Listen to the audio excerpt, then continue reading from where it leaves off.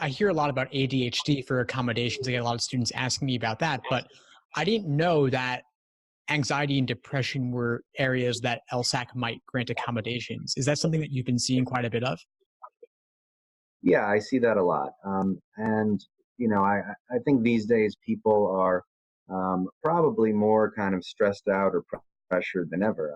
Aside from the LSAT, I see that a lot when I meet with people that are still in high school. A lot of these kids are under intense pressure, and the same thing happens with the LSAT, where people feel like they want to get into a certain law school, or it's very, very competitive. And in any area that's competitive, if you're a person predisposed to feeling pressured or placing a lot of pressure on oneself, you can end up kind of developing an anxiety or depression.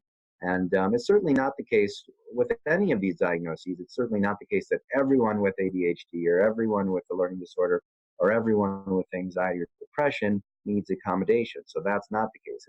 It's the issue of, do your symptoms hinder you in a way that prevents you from being able to perform to the level that you're capable of.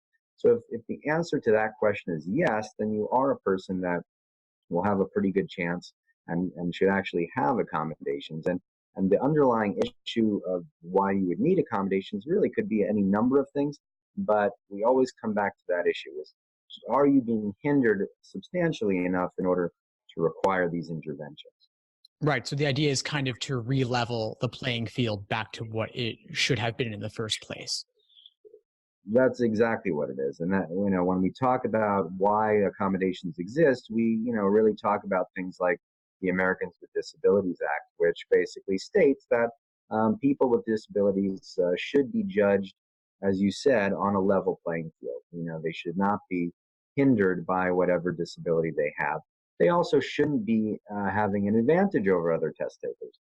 The way we know that they're not getting an advantage is you go through this assessment process, and we determine that, in an objective way, there are certain issues that are hindering performance. And when we can see that, then we know that a person needs, as you said, re-leveling of the playing field, not to give it an unnecessary advantage, but to let them compete fairly. And that's always what it's about. Thanks for tuning into the show. Please subscribe if you haven't done so already to be notified of new episodes as I release them. And feel free to reach out if you need anything at all as you move forward with your prep. I'm happy to help however I can.